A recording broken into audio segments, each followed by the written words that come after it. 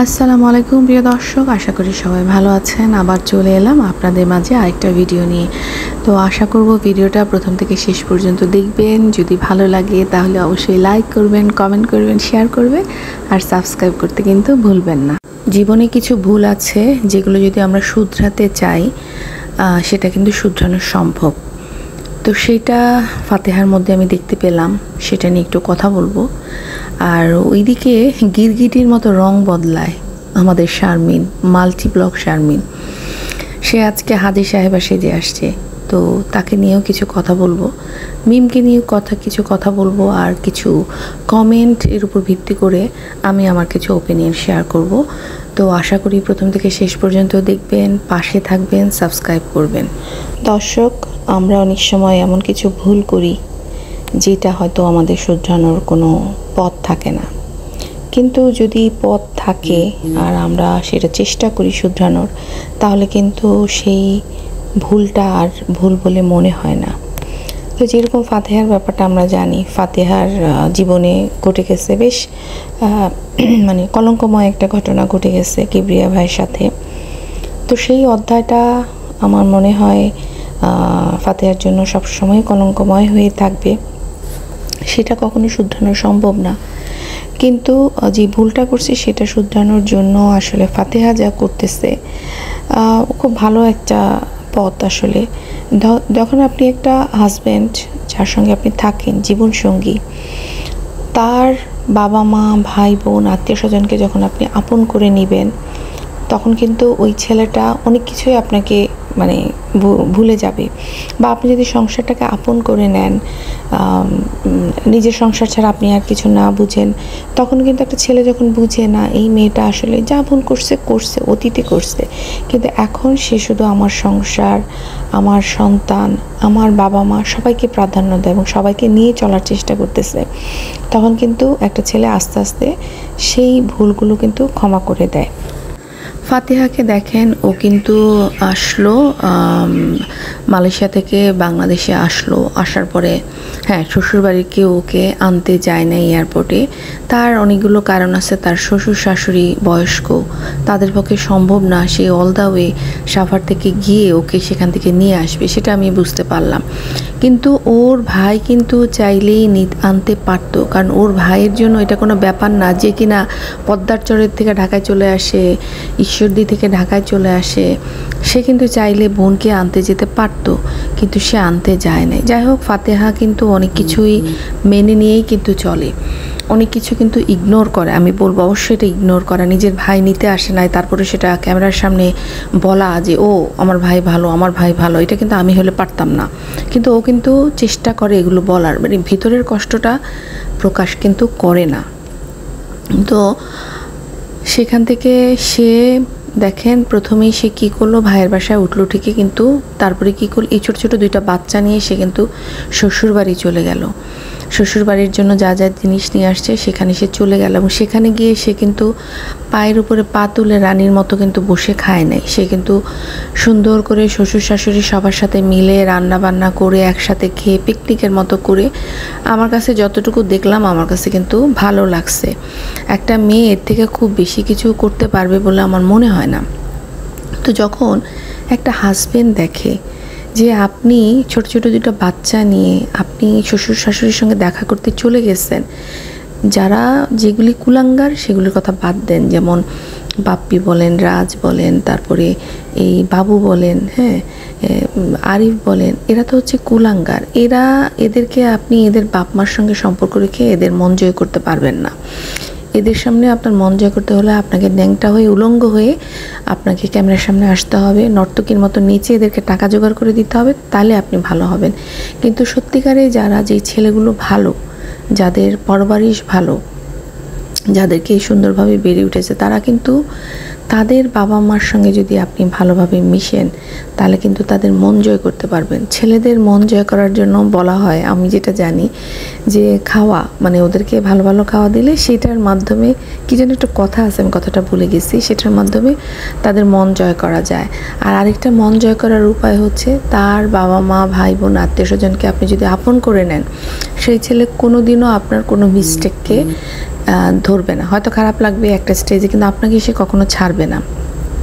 তো সেটা কিন্তু ফাতেহা চেষ্টা করে যাচ্ছে। এবং ফাতেহাকে একটা জিনিস দেখি, ফাতেহা কিন্তু সবার সঙ্গে ভালোভাবে মেশার, একসঙ্গে মিলেমিশে থাকার চেষ্টা করে।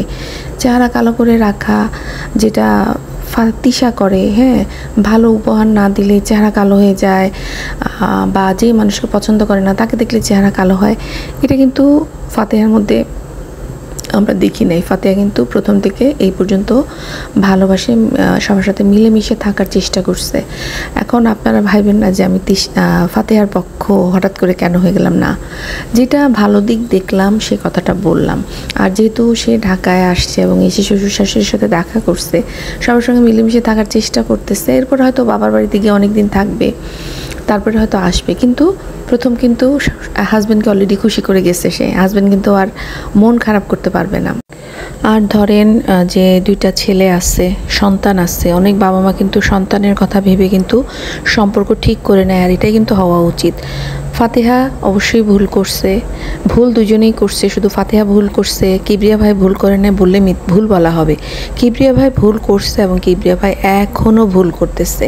তার বউয়ের সামনে বারবার বারবার তার পুরাতন প্রেমিকাদের কথা বলে, পুরাতন স্ত্রীর কথা বলে সে যে কী পরিমাণে ভুল করতেছে আর তার বউয়ের মনে কষ্ট দিচ্ছে, তো তার বউ তাকে ক্ষমা করতে পারবে কিনা সে ব্যাপারে আমার সন্দেহ আছে। কিন্তু ফাতেহা কিন্তু ম্যানেজ করে নিচ্ছে তার পরিবারটাকে, সে নিশ্চয়ই এখন কিবরিয়ার কথা বলে না। অবশ্যই ফাতেহা নিশ্চয়ই মাপ চেয়ে নিচ্ছে যখন জানাজানি হয়েছে। অবশ্যই আমি ফাতেহার যতটুকু স্বভাব দেখছি, ফাতেহা কিন্তু সেই টাইপের, ও হয়তো ওর স্বামীর কাছে মাপ চেয়ে নিচ্ছে, যার কারণে ওদের মধ্যে কিন্তু সব কিছু ঠিকঠাক হয়ে গেছে। প্লাস দুইটা বাচ্চা আছে, এখন কে কোথায় এই বাচ্চাগুলিকে ছেড়ে যাবে। আর তুহিনকে যতটুকু দেখলাম, তুহিন কিন্তু বাজে স্বভাবের দেখে মনে হয় নাই যে নারী গঠিত ব্যাপার বা এরকম কিছু না। অন্য সমস্যা হয়তো আছে, অন্য সমস্যা আছে বলেই কিন্তু আপনার এই তুহিনের কিন্তু ফ্যামিলির সবার সাথে খুব একটা ভালো সম্পর্ক নাই। ভাই বলেন, বোন বলেন, ওদের সাথে আমি এই যে ওরা যে গেছে আপনার ঢাকাতে আসলো, বাংলাদেশে আসলো, ভাই বোনের সাথে সম্পর্ক ভালো না তুহিনের হয়তো অন্য কোথাও সমস্যা অবশ্যই আছে, কেউ তো আর পারফেক্ট না। কিন্তু চরিত্রগত সমস্যা তুহিনের একটা ছেলেকে দেখলে বোঝা যায় না, সেটা চোখে পড়ে নাই, এবং সাংসারিক ছেলে এটুকু বোঝা যায়। তো যাই হোক, এইটাই আর কি, ফাতেহা ম্যানেজ করে নিচ্ছে। এবার ফাতেহার কথা ছাড়ি, এবার আসে হচ্ছে গিরগিটির মতো যারা রং পাতলায়, ক্ষণে এই ক্ষণে সেই, ক্ষণে হাজি সাহেবা, ক্ষণে উলঙ্গ এ নর্তকীর মতো নাচে যারা, তাদেরকে দেখে আমাদের দর্শকরা মনে হয় কনফিউজ হয়ে যায় যে এরে এ কি সেই মেয়ে, মানে যাকে দেখতেছি। তো খুব হাস্যকর।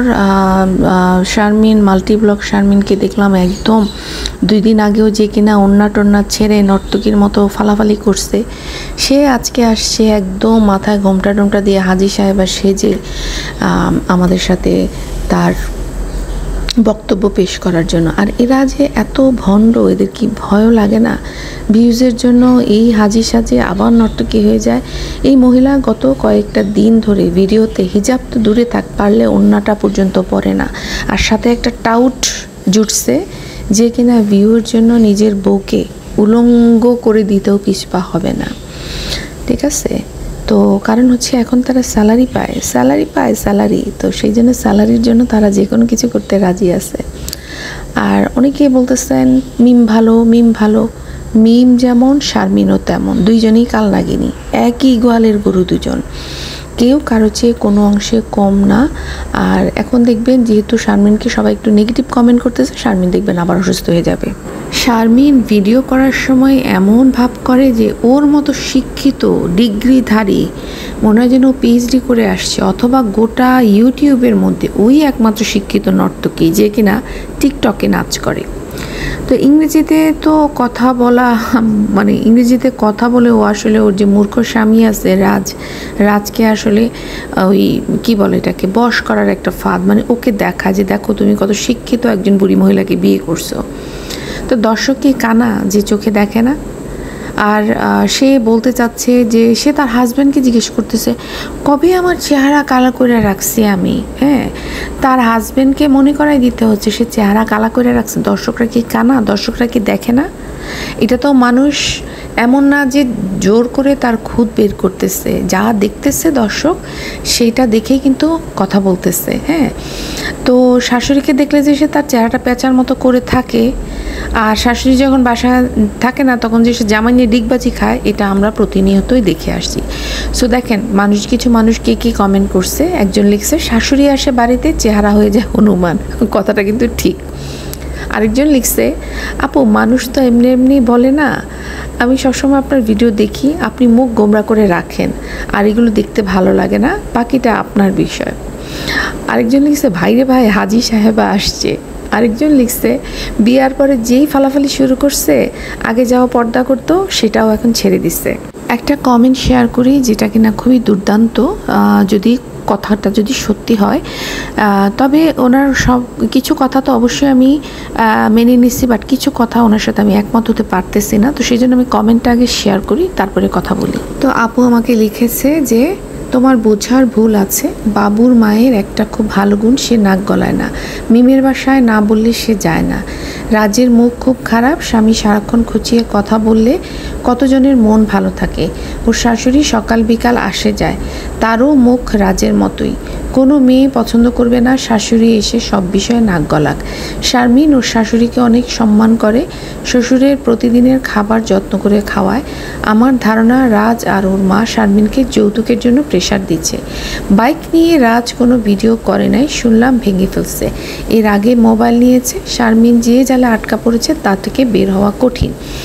আমি এখানে আপুর নামটা শেয়ার করলাম না, ওনার প্রাইভেসির জন্যই শেয়ার করলাম না। অনেক দিন আগে আপু আমাকে একটা কমেন্ট করেছিলাম, সেখানে উনি আমাকে অনেক বকাবকি করেছিল, সেটাও তানজিলাকে নিয়ে একটা কমেন্টের ভিত্তিতে উনি আমাকে একটু বকাবকি করেছিল। হ্যাঁ, তো যাই হোক, জানি না আবার আমার এই ভিডিও দেখে উনি আমাকে আবার বকাবকি করতে চলে আসবে কিনা।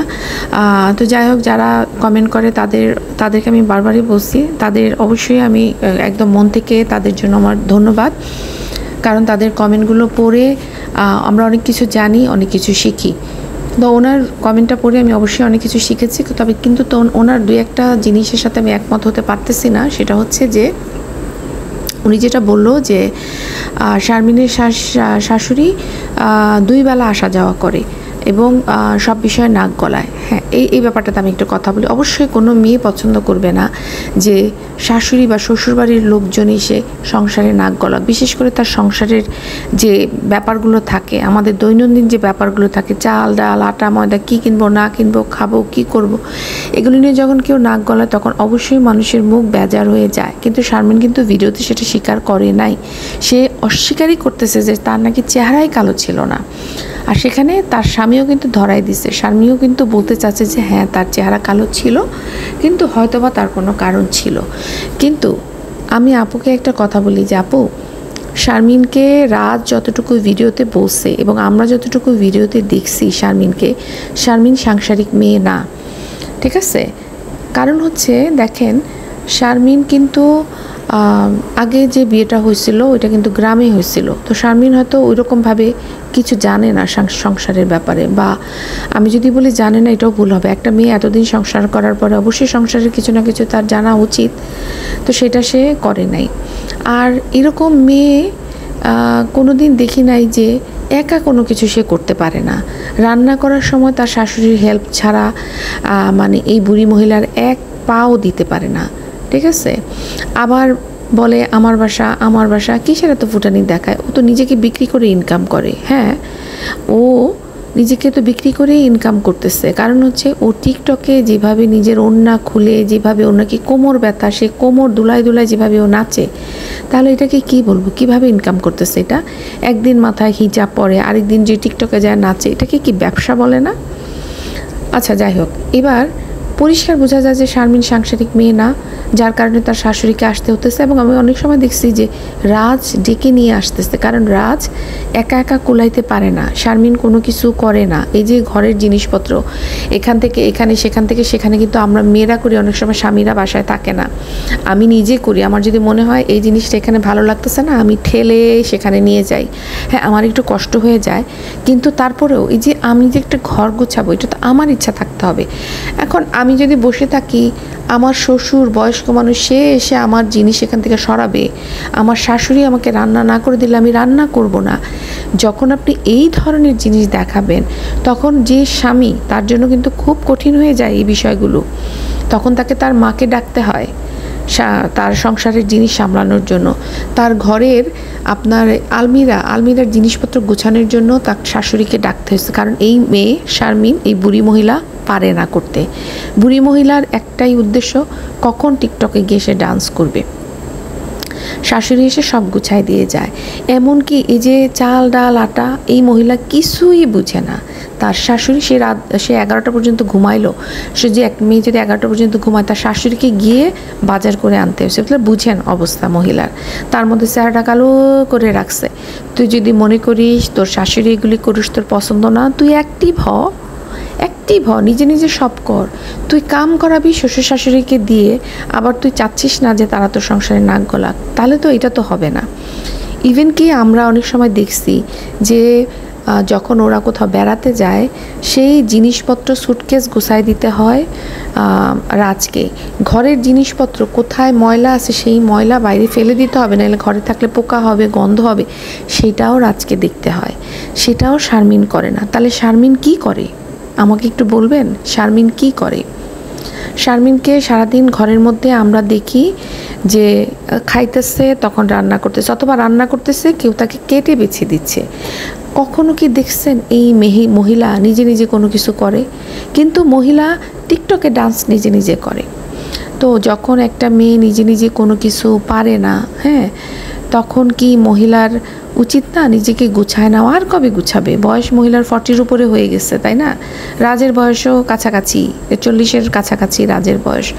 তাহলে এখনও যদি, আর এই শারমিনকে একটা ছেলে কি দেখে, গুণ দেখে বিয়ে করা আমাকে বলেন তো? আমি যতদূর জানি, একটা মেয়ের যদি চেহারা খুব বাজেও হয়, একটা মেয়ে যদি বয়স্কও হয়, কিন্তু মেয়েটার মধ্যে যদি গুণ থাকে, লাইক মেয়েটার সাংসারিক গুণ, সংসারটাকে সুন্দর করে গুছায় রাখে, বা পরিবারের সবাইকে নিয়ে মিলেমিশে থাকে, এই সমস্ত গুণ দেখে কিন্তু অনেক সময় ছেলেরা বিয়ে করে। অথবা টাকা যদি থাকে। তো শারমিনের যেহেতু এসব কিছু নাই, শারমিনের টাকা দেখেই রাজ কিন্তু বিয়ে করছে। তো এখন শারমিন এই যে 2 দিন পর পর একদিন ঘোমটা দেয়, আরেক দিন সে দেয় না, এগুলো আসলে করে আসলে সে কি করতে চাচ্ছে? আর যখনই দর্শক গালাগালি করে, তখনই সে অসুস্থ হওয়ার ভান করে যে সে অসুস্থ, তার এইটা তার সেইটা। 2 দিনের মধ্যেই সে আবার ঠিক হয়ে যায়। তার কঠিন রোগ, তাকে নিয়ে হাসপাতালে দৌড়াদৌড়ি করতে হয়েছে তার হাজব্যান্ড দিয়ে। এত মিথ্যা কথা, এত নাটক, এগুলো কি মানুষের চোখে পড়ে না? যারা সচেতন, যারা অন্ধ, তাদের কথা বাদই দিলাম।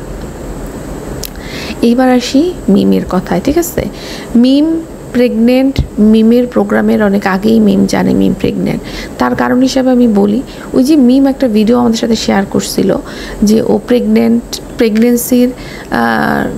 প্রেগনেন্ট কিনা সেটা দেখানোর জন্য ও ডাক্তারের কাছে গেছিল, কিন্তু ও তখন থেকেই প্রেগনেন্ট ছিল। আর সেই কারণেই ও কিন্তু তাড়াহুড়া করে এই বিয়ের প্রোগ্রামটা করছে।